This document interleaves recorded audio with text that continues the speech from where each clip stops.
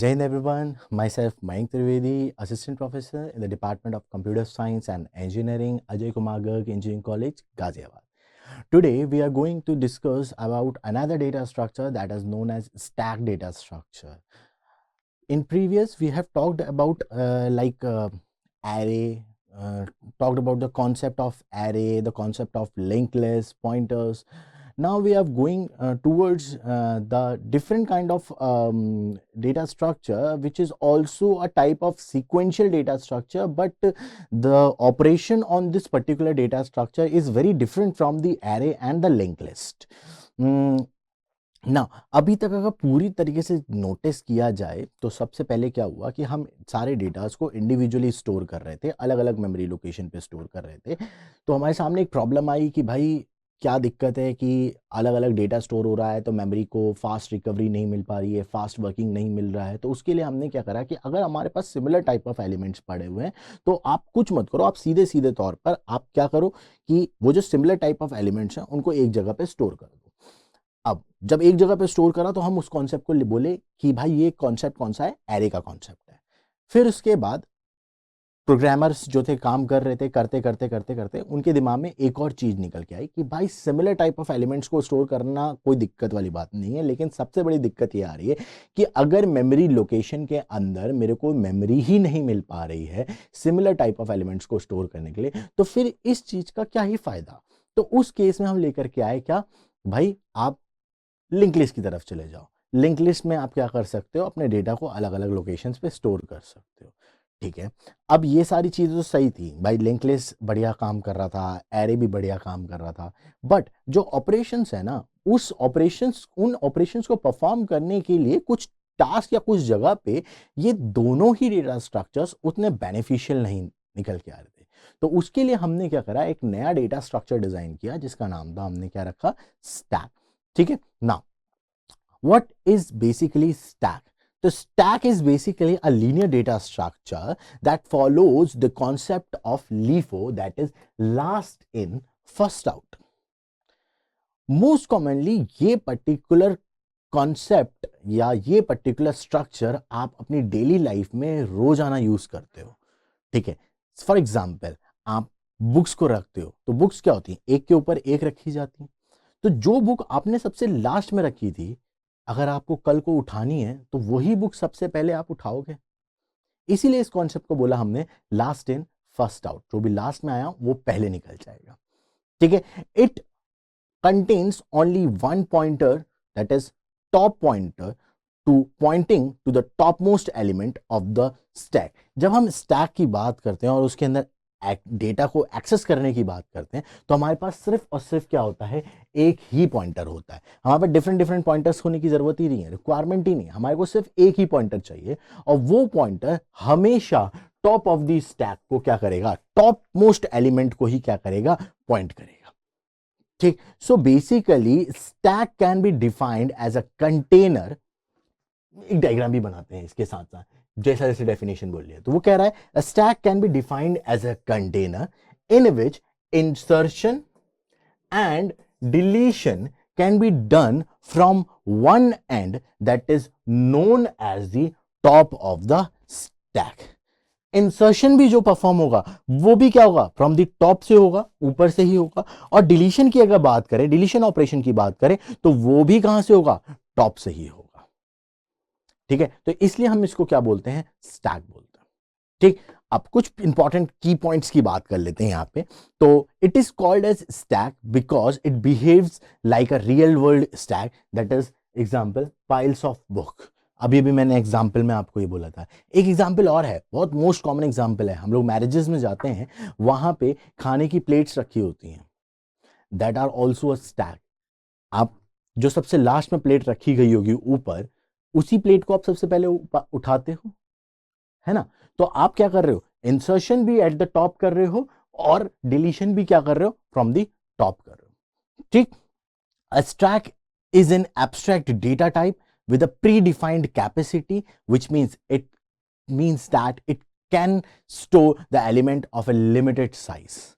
Drawback भी है, advantage भी है, दोनों चीजें हैं कि भाई ये एक एब्स्ट्रैक्ट डेटा टाइप है, ठीक है, जिसके अंदर पहले से प्री डिफाइंड कैपेसिटी है, जो अपने को प्री डिफाइंड कैपेसिटी पे ही काम करता है। यानी कि आप वहां पे डिफाइन करते हो कि भाई इस स्टैक की कितनी कैपेसिटी, और उतना ही अमाउंट ऑफ डेटा आप क्या करते हो, डालते हो। इसीलिए बोला store elements of A limited size elements को ही आप इसके अंदर डाल सकते हो।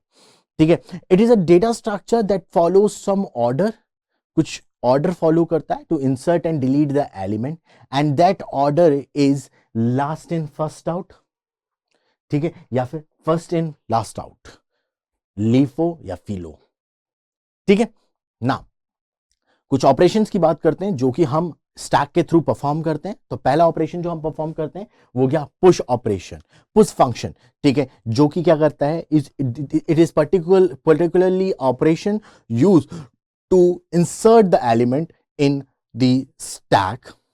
ठीक, but here we talked about one condition, that is the overflow condition.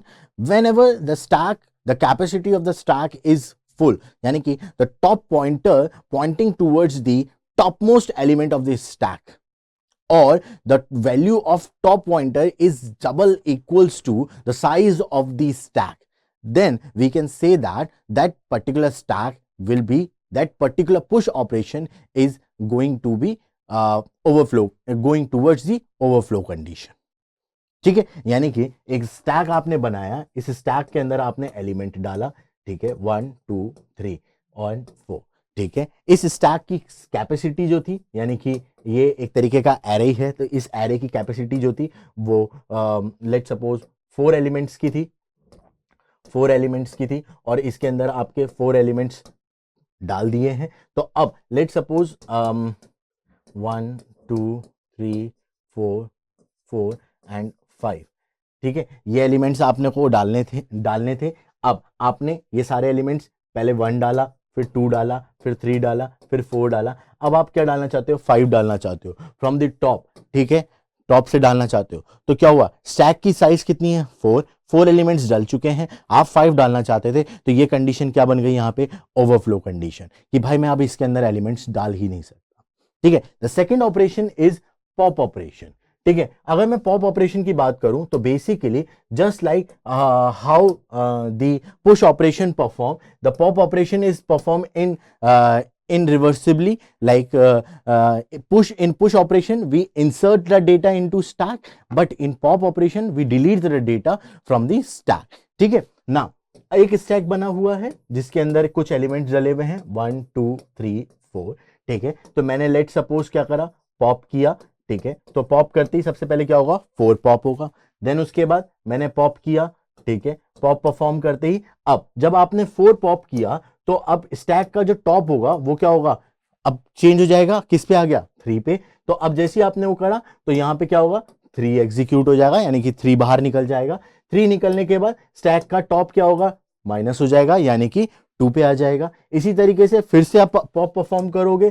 ठीक है, फिर से आपने पॉप ऑपरेशन परफॉर्म किया तो क्या होगा, 2 निकलेगा। देन उसके बाद आपने फिर से पॉप ऑपरेशन परफॉर्म किया और उसके बाद 1 निकलेगा। और लेट सपोज फिर से आपने एक बार पॉप परफॉर्म किया, तो अब देखो क्या हो रहा है, जैसे ही आपने पॉप परफॉर्म किया था तो क्या हुआ, 2 हटा, स्टैक का टॉप क्या हो गया, माइनस हुआ। 1 हटा, स्टैक का टॉप क्या हुआ, माइनस हुआ। अब स्टैक के टॉप माइनस होते ही -1 हो जाएगा स्टैक का टॉप। तो -1 होने का मतलब क्या हो गया, अब अगर आप फिर से क्या कर रहे हो, एक बार फिर से आपने पॉप एग्जीक्यूट किया, तो वो जो कंडीशन होगी जहां पे स्टैक के अंदर कोई एलिमेंट नहीं पड़ा हुआ है, तो वो कंडीशन क्या कहला देगी, हमारी अंडरफ्लो कंडीशन। ठीक है, नेक्स्ट अगला ऑपरेशन जो आता है वो आता है इज एम्प्टी। ठीक है, तो इज एम्प्टी की अगर बात करें तो इज एम्प्टी क्या है, it determines weather the stack is empty और नॉट। ठीक है, ये पहले से बता देगा आपको कि आपका स्टैक एम्प्टी है कि नहीं है। Is full, it determines weather the stack is full और नॉट। ठीक है, पीक फंक्शन आता है, it returns the element at the given position, उस पर्टिकुलर गिवन पोजीशन पे क्या एलिमेंट पड़ा है वो अगर आपको चाहिए तो उसके लिए आप पीक यूज करते हैं। Count returns the total number of elements available in the stack, कितने नंबर ऑफ एलिमेंट्स अवेलेबल हैं स्टैक के अंदर उसकी बात करेगा।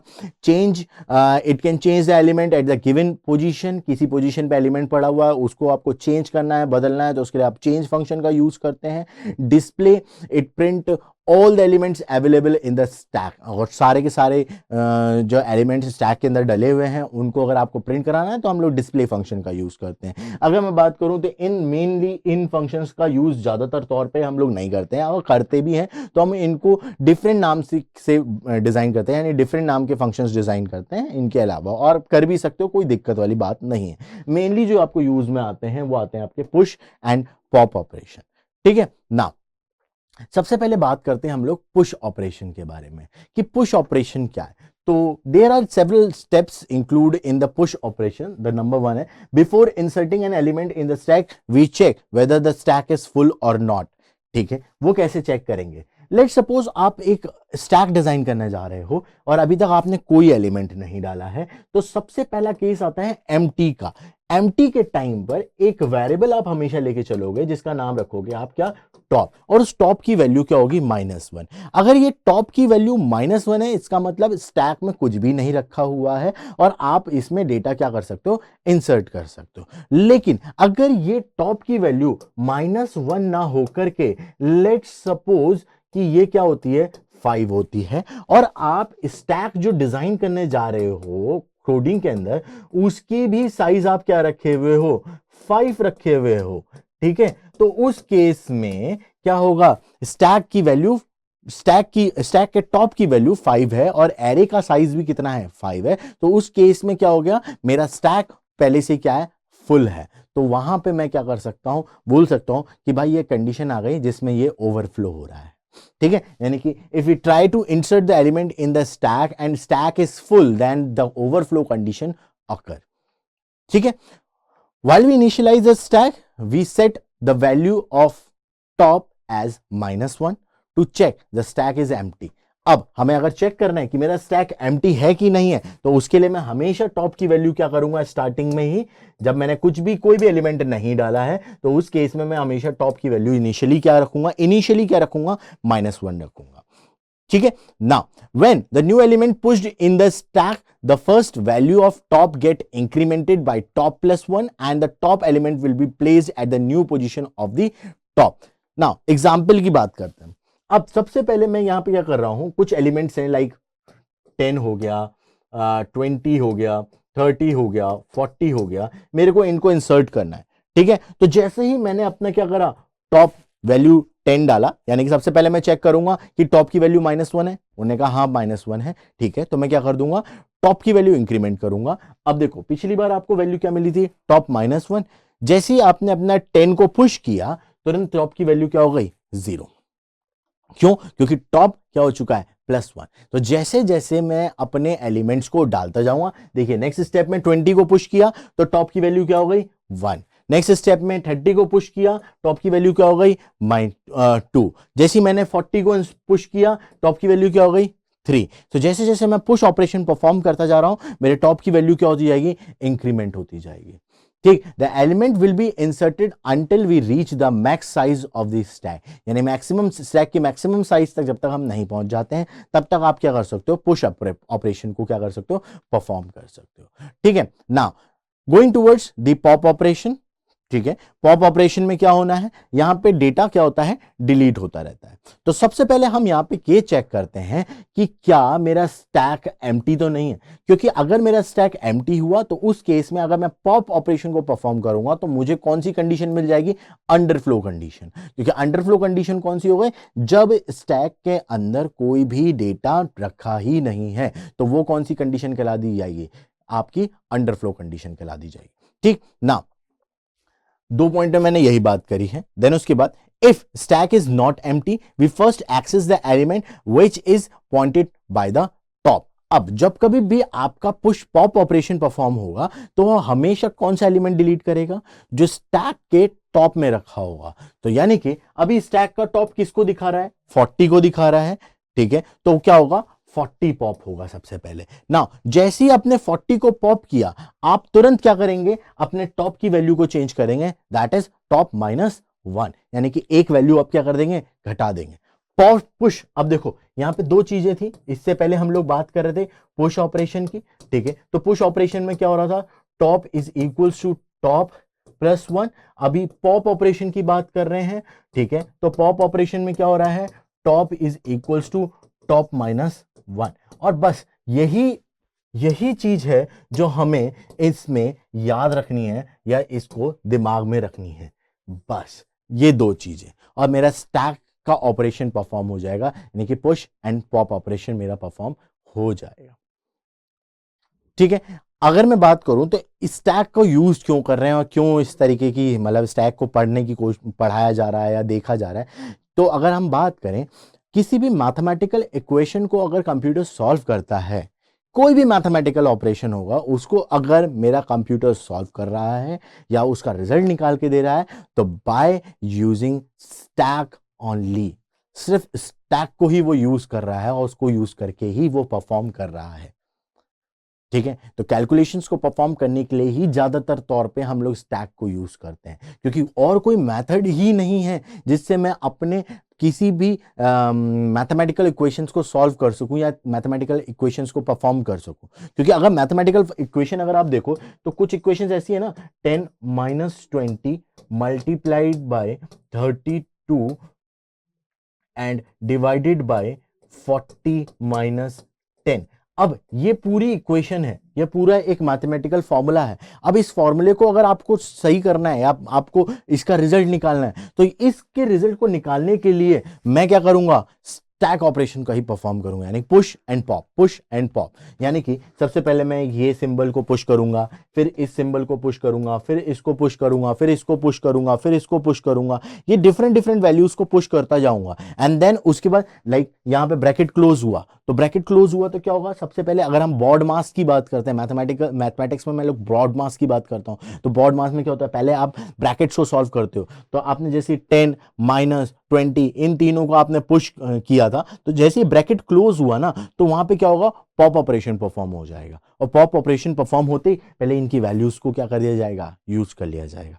तो इसीलिए हम लोग स्टैक परफॉर्मेंस करते हैं, स्टैक को ही यूज करते हैं फॉर द मैथमेटिकल इक्वेशन। आगे हम लोग देखेंगे इसी वीडियो के अंदर, आगे हम लोग कुछ एक और वैल्यूज को चेक करके या परफॉर्म करके देखेंगे। ठीक है ना, एरे इंप्लीमेंटेशन ऑफ स्टैक की बात करते हैं, किस तरीके से एरे के थ्रू हम लोग स्टैक को इंप्लीमेंट करते हैं। तो सबसे पहले बात कर लेते हैं पुश ऑपरेशन की। ठीक है, तो ये मैंने एक एल्गोरिदम लिखी है और ये मैंने इसका सी फंक्शन डिजाइन किया हुआ है। तो एल्गोरिदम में बात करें तो सबसे पहले आप क्या कर रहे हो, if top is equals to N then stack is full. ठीक है, फंक्शन के अंदर आते हैं तो हमने पुश नाम का फंक्शन डिजाइन किया जिसमें हम क्या क्या लेके आ रहे हैं, वैल्यू और एन की वैल्यू लेकर के आ रहे हैं, यानी कि N is the size of the stack और वैल्यू जो गई जो भी आप उसके अंदर इंसर्ट कराना चाहते हो। अब देखो यहाँ पे बिगिन होते ही सबसे पहले आप क्या कर रहे हो, टॉप की वैल्यू को चेक कर रहे हो, क्या वो एन टॉप की वैल्यू एन के बराबर तो नहीं है, यानी कि स्टैक साइज ऑफ स्टैक के बराबर तो नहीं, अगर है तो इसका मतलब क्या हो गया, स्टैक फुल हो गया। तो मैंने कंडीशन क्या डाली, if top is double equals to N. देखो जो सेम ऊपर लिखा है वही सेम चीज नीचे लिखी हुई है। तो एल्गोरिदम अगर मेरे को किसी भी डेटा स्ट्रक्चर के अंदर सबसे इंपॉर्टेंट चीज है कि अगर एल्गोरिदम मेरे को किसी भी चीज की समझ में आ गई तो मैं उसका फंक्शन बहुत आसानी से डिजाइन कर सकता हूं। तो if top is double equals to N यानी कि एन, तो वो कौन सी कंडीशन हो गई, ओवरफ्लो, यानी कि यहां पे आप नया एलिमेंट डाल ही नहीं सकते क्योंकि स्टैक का जो टॉप है वो क्या हो चुका है, फिल हो चुका है। अब जब स्टैक का टॉप फिल हो चुका है तो उसके ऊपर, यानी कि लेट सपोज कि अगर ये एक ग्लास है और इसमें मैं पानी डाल रहा हूं और पानी यहां पे पहुंच चुका है, अब आप एक्स्ट्रा पानी अगर इसके ऊपर डालोगे तो क्या होगा, पानी स्पिल करेगा ना, तो वो क्या हो गई, ओवरफ्लो कंडीशन। ठीक, अगर ऐसा नहीं है तो उस केस में क्या होगा, टॉप की वैल्यू +1 करो और स्टैक के टॉप पे क्या कर दो, वैल्यू को इंसर्ट कर दो। ठीक, वहीं दूसरी तरफ पॉप ऑपरेशन की बात करें तो वहां पे भी क्या हो रहा है, if top is double equals to 0, यानी कि अगर टॉप की वैल्यू -1 है, -1 होने का मतलब क्या है भाई, हम लोग पहले बात कर रहे थे ना कि जब भी स्टैक बनेगा तो टॉप की वैल्यू, अगर आप दोबारा पहली बार बना रहे हो, आपने कोई इंसर्ट अभी तक नहीं कर रखा है, स्टैक एम्प्टी पड़ा है, तो टॉप की वैल्यू इनिशियली क्या रहेगी, -1। तो वही चेक कर रहा है कि क्या टॉप की वैल्यू -1 तो नहीं है। अगर टॉप की वैल्यू -1 है तो कौन सी कंडीशन हो गई, अंडरफ्लो कंडीशन हो गई। नहीं तो आप क्या करो, रिटर्न कर दो स्टैक टॉप माइनस, यानी कि टॉप -1। तो आप क्या कर दोगे, टॉप -1 को रिटर्न करोगे, टॉप में जो पड़ा है वो आपका क्या हो जाएगा, डिलीट हो जाएगा। ठीक है, now visiting element of the stack, that is peak operation की बात चल रही है, किसी पीक कर रहे हो यानी कि किसी पर्टिकुलर एलिमेंट तक आप पहुंच रहे हो, तो उसके लिए आपने क्या करा, आपने स्टार्ट किया if top is equals to -1 then stack is empty. अगर हमारा सबसे पहले चेक कर रहे हैं कि भाई हमारा स्टैक एम्प्टी तो नहीं रखा हुआ है, खाली तो नहीं है, तो उस केस में मैंने top is equals to -1 check करा। देन उसके item is equals to stack top, तो स्टैक टॉप में जो भी रखा हुआ एलिमेंट है या जो भी डेटा है वो मैंने क्या कर दिया, आइटम के अंदर डाल दिया और आइटम को रिटर्न कर दिया। तो पीक में क्या होता है, जो भी उस पर्टिकुलर पोजीशन पे रखा एलिमेंट क्या होता है, मेरे को रिटर्न हो जाता है। ठीक है, तो अगर मैं फंक्शन की बात करूं तो सबसे पहले अंडरफ्लो कंडीशन चेक करी, क्योंकि भाई अगर एलिमेंट ही नहीं पड़ा है तो मैं पीक क्या करूंगा, मैं कौन सा पोजीशन दिखाऊंगा या कौन सा एलिमेंट दिखाऊंगा। और अगर वो अंडरफ्लो कंडीशन नहीं है तो मैं सीधे सीधे स्टैक के टॉप में पड़ा जो भी एलिमेंट है वो क्या कर दूंगा, रिटर्न कर दूंगा, यानी कि मैं एक तरीके से प्रिंट कर दूंगा। ठीक है ना, ये एक तरीके से पूरा का पूरा प्रोग्राम मैंने यहाँ पे डिजाइन कर रखा है, जिसमें मैं यहाँ पे push operation, pop operation, show operation perform कर रहा हूँ। ठीक है, ये मेरा मेन फंक्शन हो गया। मेन फंक्शन के अंदर मैंने सारी by the help off switch case मैंने सारे ऑपरेशंस को परफॉर्म करने की बात करी है।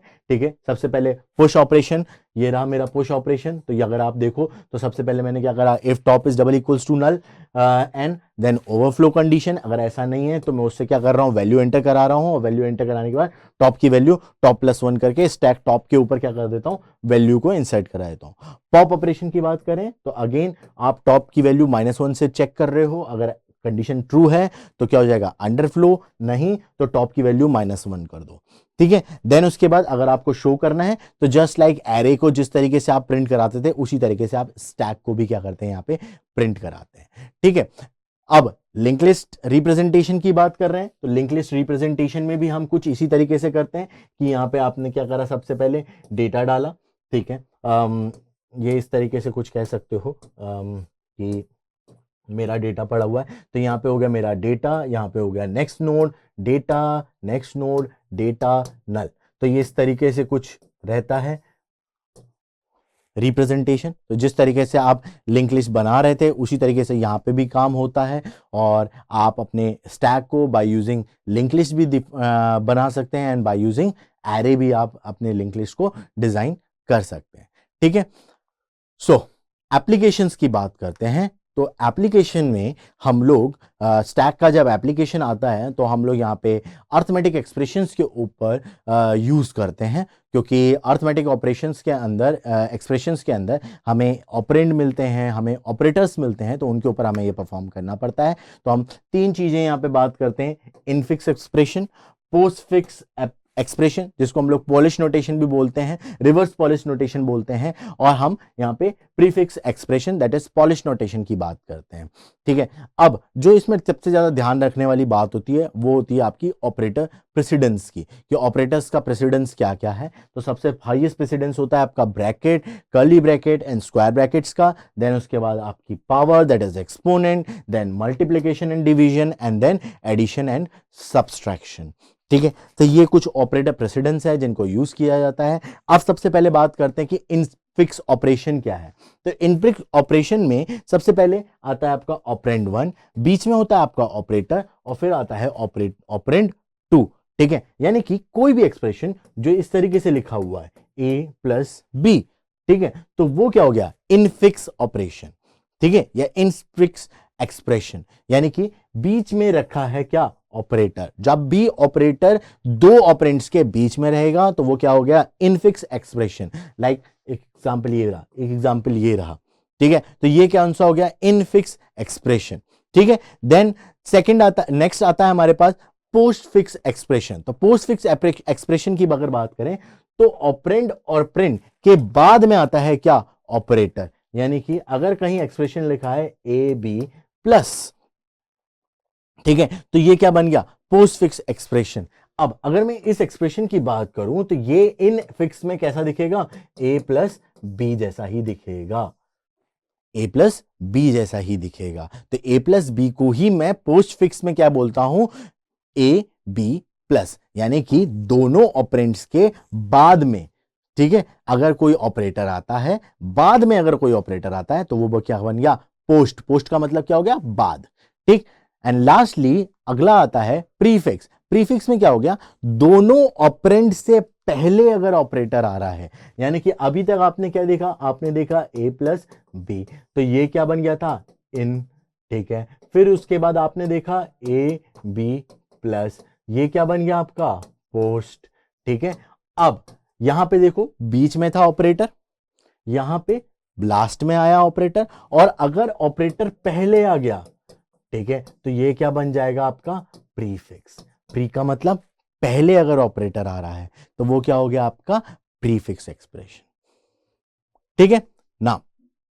अगर बात करें तो अब हम यहां पे नॉर्मली चेक करते हैं कि किस तरीके से प्रीफिक्स पोस्टफिक्स एक्सप्रेशंस को सॉल्व किया जाता है, ठीक है। तो बेसिकली सबसे पहले बात कर रहे हैं पोस्टफिक्स एक्सप्रेशन की। तो अगर आप देखोगे तो यहां पे जो एक्सप्रेशन दे रखा है आपको A minus B minus D star E divide F plus B star C, ठीक है। कोई किसी तरीके का कोई ब्रैकेट नहीं है। अगर ब्रैकेट नहीं है तो हम क्या करेंगे, हम अपनी ये अगर आप देखोगे तो ऑपरेटर प्रेसिडेंस के हिसाब से काम करते हैं। अब ऑपरेटर प्रेसिडेंस के हिसाब से अगर देखा जाए तो यहाँ पे किसी भी तरीके का कोई ब्रैकेट नहीं दे रखा है। तो अगर ब्रैकेट नहीं दिया है, ठीक है, तो फिर क्या करेंगे हम, ये देखेंगे कोई एक्सपोनेंट तो नहीं दे रखा है। अगर एक्सपोनेंट नहीं दे रखा है, ठीक है, तो क्या होगा, एक्सपोनेंट नहीं दे रखा है तो उस केस में हम क्या करेंगे, मल्टीप्लिकेशन डिवीजन या प्लस माइनस को चेक करेंगे, ठीक है। तो यहां पे अगर हम देखें तो यहां पे सबसे पहले हमें क्या मिल रहा है, सबसे पहले हमें मिल रहा है ये क्या कहते हैं डिवाइड का साइन, ठीक है। तो डिवाइड के साइन के लिए मैं क्या करूंगा, ठीक है। तो सबसे पहला एक्सप्रेशन क्या हो गया, A B minus D star. अब मैं किस में बना रहा हूं, पोस्ट फिक्स में बना रहा हूं। तो पोस्ट फिक्स में क्या हो गया, ई एफ डिवाइड, ठीक है। यहां पे अगर आप देखोगे सॉरी, यहां पे सबसे पहले उन्होंने इसको सॉल्व किया डी ई स्टार को, ठीक है, यानी कि डी ई स्टार पहले आ गया। अब देखो यहां पे ये एक्सप्रेशन बन गया डी ई स्टार, ठीक है। अब ये एक एक्सप्रेशन है, और उसके बाद अब अगर इसमें देखें तो सबसे बड़ा कौन सा आया, डिवाइड, ठीक है। ऑपरेटर प्रेसिडेंस की बात करते हैं तो ऑपरेटर प्रेसिडेंस में देखो सबसे पहला प्रेसिडेंस किसको मिला है, स्टार को, देन उसके बाद डिवाइड के साइन को। तो इसीलिए यहां पे जब मैंने टास्क करना स्टार्ट किया तो टास्क में सबसे पहले मैंने स्टार को परफॉर्म किया, ठीक है। तो स्टार परफॉर्म किया तो डीई स्टार आ गया। फिर उसके बाद अब नेक्स्ट स्टेज में कौन सा है, डिवाइड का साइन, ठीक है। तो अब जो फंक्शन क्रिएट होगा वो कौन सा क्या क्रिएट होगा, अब यहां पे होगा ए माइनस बी माइनस आपका D E star F divide, ठीक है, ये बन जाएगा। क्यों, क्योंकि अब अगर देखा जाए तो ये पूरा एक ऑपरेंड है, ये एक ऑपरेंड है, और बीच में क्या लगा हुआ है, ऑपरेटर, ठीक है। यानी कि डी ई स्टार ये क्या बन गया, ओपी ऑपरेंड 1, ठीक है। इधर क्या है एफ जो कि हो गया ऑपरेंड 2, और ये बीच में क्या लगा है ऑपरेटर, ठीक है। तो अगर मैं पोस्ट फिक्स कर रहा हूं तो क्या हो जाएगा, D E star F divide, then उसके बाद प्लस, उधर भी देखो बी स्टार था ना, तो वो क्या बन गया आपका बी सी स्टार, ठीक है। तो देखो अब रिजल्ट में क्या आया, ठीक है। अब ये एक पूरा एक्सप्रेशन बन चुका है, ये एक पूरा एक्सप्रेशन बन चुका है, ये अलग अलग एक्सप्रेशन है, ठीक है। चलो पीछे चलते हैं और प्रेसिडेंस देखते हैं। प्रेसिडेंस में पहले प्लस साइन हो रहा है, फिर उसके बाद माइनस साइन हो रहा है, ठीक है। तो अब देखो अगले स्टेप में क्या हुआ है, अगले स्टेप की अगर बात करें तो अब उसने क्या करा है, यहां पे अगर आप चाहो तो इन दोनों को सॉल्व कर सकते हो, और आप चाहो तो इन दोनों को भी सॉल्व कर सकते हो। यानी कि a माइनस बी को उसने पहले सॉल्व किया, तो जैसे ही a माइनस बी किया तो ये आप देखो a माइनस बी का क्या हो गया, ए बी माइनस, ठीक है। देन उसके बाद ए बी माइनस, ये पूरा का पूरा एक टर्म हो गया, और ये पूरा एक टर्म हो गया। तो क्या हो गया, जैसे दोनों को सॉल्व करा, तो जैसे आपने इस दोनों को सॉल्व करोगे तो क्या हो जाएगा, A B minus D E star F divide minus, ठीक। तो आप देखो यही चीज बन के आ रही है जो मैंने अभी अभी यहां पे करी है, ठीक है। एंड देन लास्टली आप क्या करोगे, अब आपके सामने जो नेक्स्ट है वो ये पूरा एक ऑपरेटर है और ये पूरा एक ऑपरेंड है, ठीक है। दो ऑपरेंड हो गए तो प्लस क्या हो जाएगा, लास्ट में आ जाएगा। तो ये मेरा आंसर निकल के सामने आ गया, ठीक है। तो ये तो बात हो गई किसकी, पोस्टफिक्स के बारे में। चलो अब हम नेक्स्ट बात करते हैं प्रीफिक्स के बारे में, ठीक है। तो प्रीफिक्स में क्या होगा, अब जो डेटा पोस्ट में बाद में जा रहा था वो पहले आ जाएगा, ठीक है। तो आप देखो यहां पे क्या हुआ, सबसे पहले अगर आप देखोगे तो स्टार वाले परफॉर्म होते थे, ठीक है। तो स्टार वाले अगर परफॉर्म हो रहे हैं तो ये दोनों और ये दोनों परफॉर्म होंगे, तो यहां पे क्या हो जाएगा, ए माइनस बी माइनस डी। अब देखो यहां पे परफॉर्म करने जा रहे हैं तो डी नहीं आएगा, क्योंकि ये क्या है, प्रीफिक्स है। तो प्रीफिक्स में अब इन दोनों को परफॉर्म कर रहे हैं तो क्या हो जाएगा, स्टार डी ई, फिर इसके बाद divide F plus star B C. ठीक है, ये आउटपुट आएगा। तो अगर आप देखो तो यही सेम आउटपुट आ रहा है। ठीक है ना।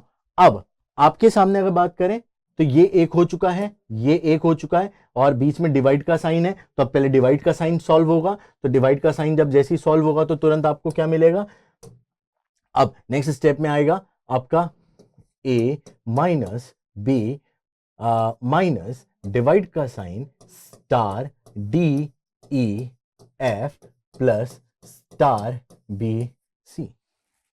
ठीक है, देखो आउटपुट, यही सेम आउटपुट मिल रहा है आपको। ठीक है ना। अब नेक्स्ट स्टेप की अगर बात करें तो नेक्स्ट स्टेप में क्या होगा, अब देखो ये पूरा एक बन चुका है, ये पूरा एक बन चुका है। अब नेक्स्ट हो सकता है कि ये वाला आए माइनस का ए बी, ठीक है, minus star divide star D E F plus star B C, ये चीज आए। ठीक है, तो अब देखो आप सेम आ रहा है। ठीक है, नाउ नेक्स्ट स्टेप अगर बात करें तो नेक्स्ट स्टेप में क्या होगा, अब मेरे पास ये हो गया, ये हो गया और ये हो गया, तो अब आ जाएगा minus minus A B divide star D E F plus star B C. देखो यही आ रहा है, minus minus A B divide star D E F plus star B C. ठीक है, नेक्स्ट उसके बाद अगर मैं परफॉर्म करूं तो इसमें अब मेरे पास क्या हो गया, ये एक ऑपरेंड हो गया, ये एक ऑपरेंड हो गया, तो अब ये हो जाएगा आपका plus minus minus A B divide star D E F plus star B C. अब आप देखो आंसर आपके सामने है। ठीक है, तो कुछ इस तरीके से परफॉर्म करते हैं infix, postfix and prefix expressions को। ठीक है, ये कुछ क्वेश्चंस हैं आपके सामने, ठीक है, जिनको आपको परफॉर्म करना है, आप परफॉर्म कर सकते हैं। आंसर्स की बात करें तो ये पोस्टफिक्स का आंसर रहेगा इसका, और ये इसका प्रीफिक्स का आंसर आएगा। ठीक है, और सेकंड वाले क्वेश्चन की अगर बात करूं, क्वेश्चन नंबर 3 की बात करूं, तो उसका पोस्टफिक्स एक्सप्रेशन ये होगा और प्रीफिक्स एक्सप्रेशन ये आएगा। ठीक है, so that's all from my side.